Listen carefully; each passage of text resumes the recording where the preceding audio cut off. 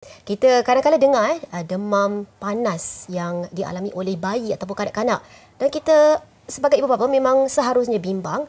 Boleh doktor jelaskan situasi sebegitu dan apa yang perlu dibuat?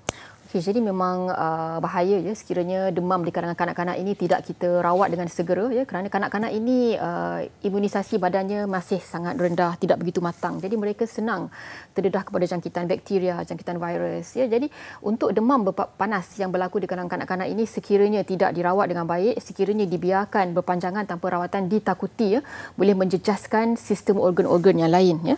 Contohnya otak. Ya, berapa banyak kita lihat pesakit yang mempunyai demam panas ketika kanak-kanak menghadapi masalah terencak akal ya, ataupun mental retardation di mana demam tersebut menyebabkan perkembangan otak tidak sempurna, menyebabkan terencat akal ketika dewasa ya. Ada juga pesakit yang mana demam panasnya yang terlalu berpanjangan sehingga menyebabkan kemerosotan paru-paru ya, sehingga perlu memakai oksigen sehingga dewasa ya.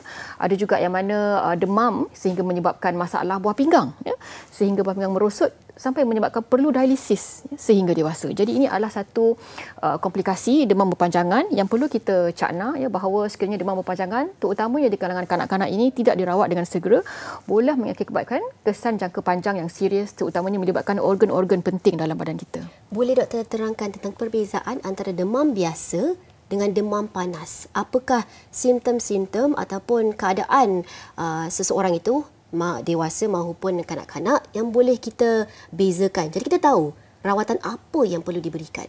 Okay, jadi mungkin kalau kita lihat dari segi dewasa itu, kalau kita lihat suhu yang melebihi 40 darjah Celsius itu adalah satu tanda amaran menyebabkan mereka perlu segera ke hospital untuk mendapat rawatan ubat demam ya, hidrasi dengan IV drip. Untuk kanak-kanak dia tidak ada spesifik level suhu ya. Sekiranya kanak-kanak tersebut kita lihat mempunyai selera makan yang berkurang ya, ataupun tidak boleh makan langsung, ataupun bila makan dia muntah ya, ataupun tidak aktif langsung, jadi itu adalah tanda-tanda amaran yang perlu segera kita beri perhatian, perlu segera bawa ke hospital untuk mendapatkan hidrasi dan juga rawatan antibiotik. Itu kategori demam panas? Betul. Okey, doktor, tadi doktor sebut tentang imunisasi, sistem imunisasi badan.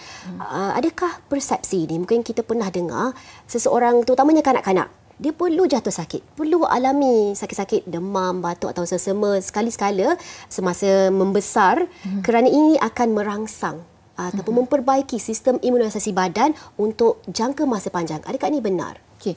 Jadi mungkin ada kebenaran di situ ya. Memang betul sekiranya kanak-kanak itu menghadapi jangkitan, kemudian badannya berupaya untuk melawan jangkitan tersebut ya, itu akan meningkatkan antibodi ataupun imunisasi badannya.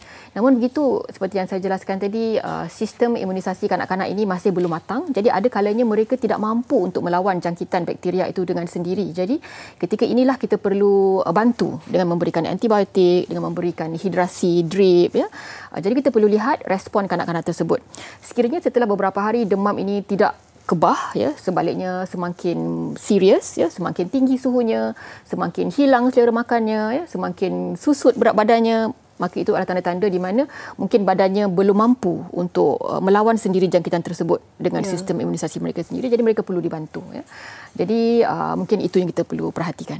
Jadi doktor, demam ini mungkin ada pelbagai kategori. Seperti tadi kita sebut demam panas, sesama dan juga batuk. Mungkin ada juga pelbagai jenis yang lain juga.